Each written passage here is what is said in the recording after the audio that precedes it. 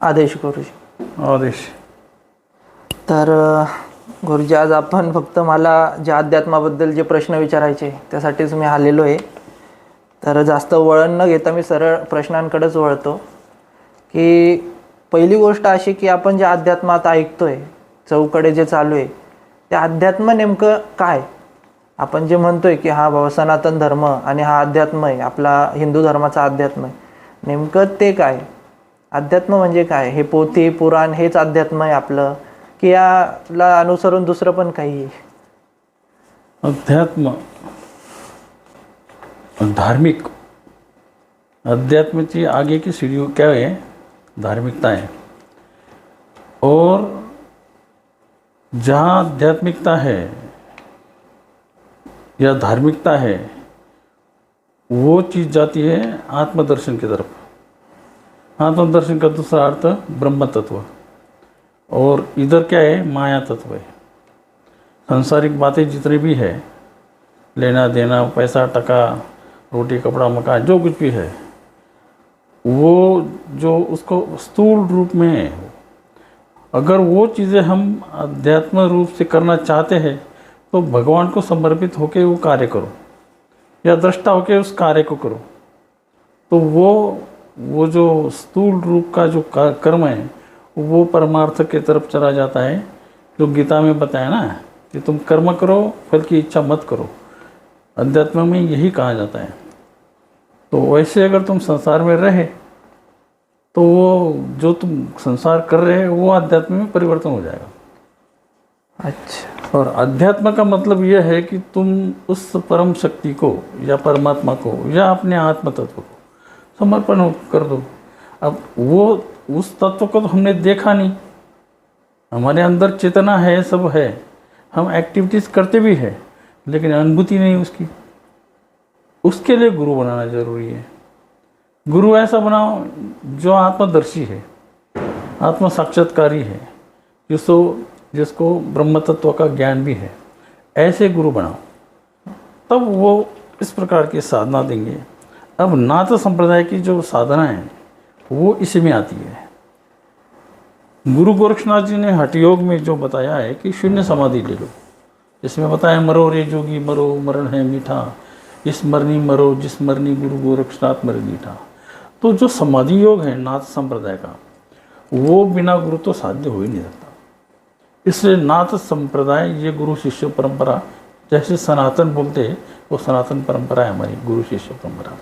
वो पूर्व काल में भी चलती आई है, आदिकाल से. भगवान आदिनाथ ने, आदिनाथ गुरु सकल सिद्धों का, मच्छिंद्र तयाता मुख्य शिष्य, मच्छिंद्राने बोध गोरक्षासी केला, गोरक्षा वळला गहनी प्रति. तो इस प्रकार से गहनी नृत्य दातार ज्ञानेश्वर ज्ञान सोचड़ी. तो इस प्रकार की जो गुरु शिष्य श्रृंखला आई है, इसी को सनातन परंपरा भी कह दो. सनातन का मतलब हमारी जीवन शैली के जो संस्कार होते हैं. शास्त्र में तो ये 16 संस्कार बताए, लेकिन अध्यात्म में बात अलग है. अध्यात्म में जो नियम दिए हैं, ब्रह्मचार्य में रहना है, मांस मच्छी खाना नहीं है, शराब पीना नहीं है, नशा करनी नहीं है, किसी का मन दुखाना नहीं है, वगैरह वगैरह बहुत सारे नियम हैं. अनवारी रहना है, भिक्षा नहीं खाना है, और भूमिकासन आसन, भूमि आसन, भूमिवासन बोलते हैं हमारे में, क्या धरती आसन, धरती वासन. तो उस प्रकार से जो नियम दिए हैं वो उसको एक प्रकार से गुरु शिष्य के ऊपर संस्कारी करता है कि नहीं तू इस नियम से रहे. वो एक प्रकार की, अगर उस नियम से शिष्य रहता है तो वो एक प्रकार की तपस्या बन जाती है. और फिर तपस्या अगर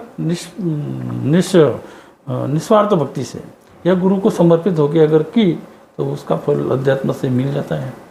शक्ति मिलती है, सिद्धि मिलती है, कई प्रकार की बातें वो अपने आप मिल जाता है. तो ये है अध्यात्म. अध्यात्म का सरल मतलब ये है कि माया को छोड़ो, ब्रह्म तत्व को पालो. माया छूट जाए और ब्रह्म तत्व को पाके हम मुक्त हो जाए.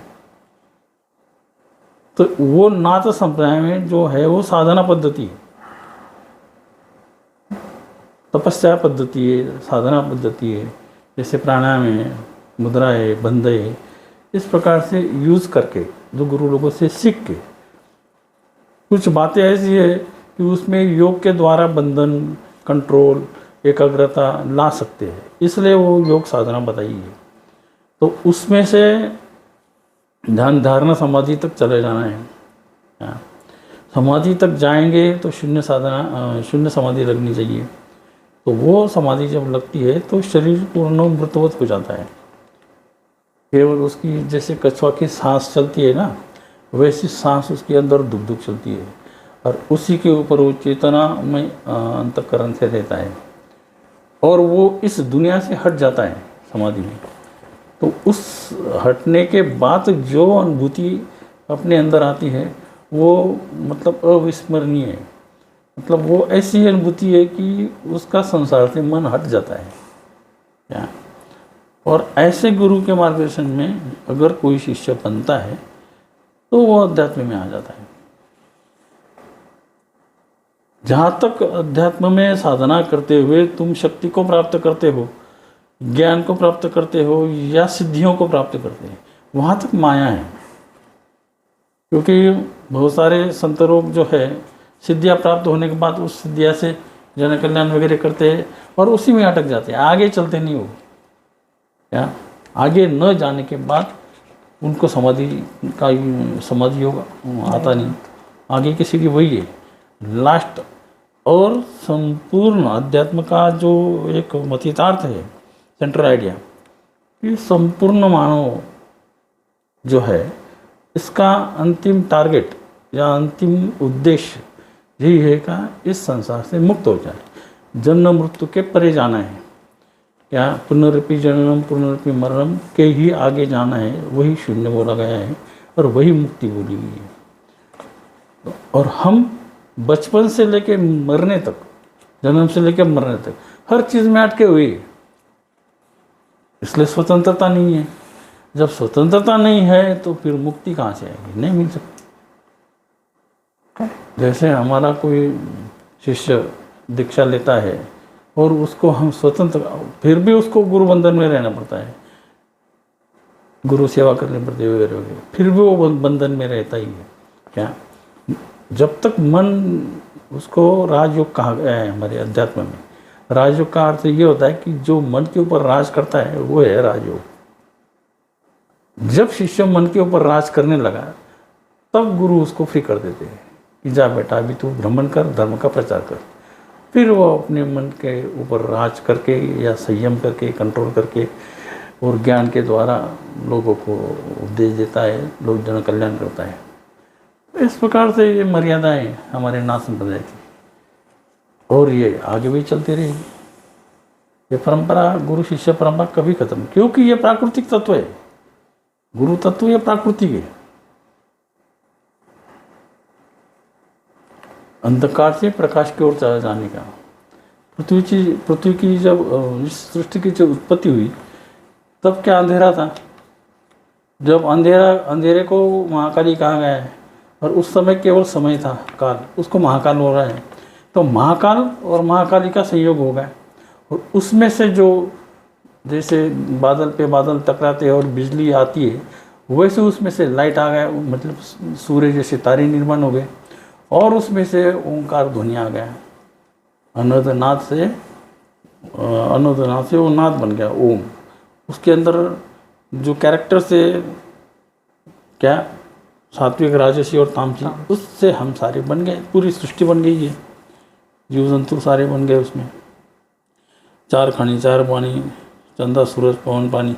तो ये जो है ये हमारे नाथ संप्रदाय में ये यहाँ से शुरुआत होती है। उसको जड़, जैसे मंत्र में बीज मंत्र बोला गया है, वैसे सृष्टि का जो बीज है वो एक बार समझ गया, इसलिए मेडिटेशन करना पड़ेगा, साधना करनी पड़ेगी, और इतनी डीप साधना हो जाती है कि ब्रह्मांड का ज्ञान कह दो या सृष्टि का ज्ञान कह दो या उस गुरु तत्व का जो ज्ञान है, ये जब तक उसको होता नहीं तब तक उसका भ्रम जो है माया के प्रति वो दूर नहीं होता। जैसे उसको इसका अनुभव आता है वो झट से माया से अलग हो जाता है। अलग फिर भी संसार में रह के अलग रहने का मतलब यह है, ज्ञान होने के बाद वो दृष्टा होकर रहता है, संसार के साथ दृष्टा होके खाना पीना लेना देना पैसा टका जो कुछ भी है वो दृष्टा होके उसको करना पड़ता है, वो करता ही है, नेचुरल उसका स्वभाव बन जाता है। क्योंकि साधना परिपक्व साधना जब हो जाती है तो वो साधु एक प्रकार से इनोसेंट हो जाता है।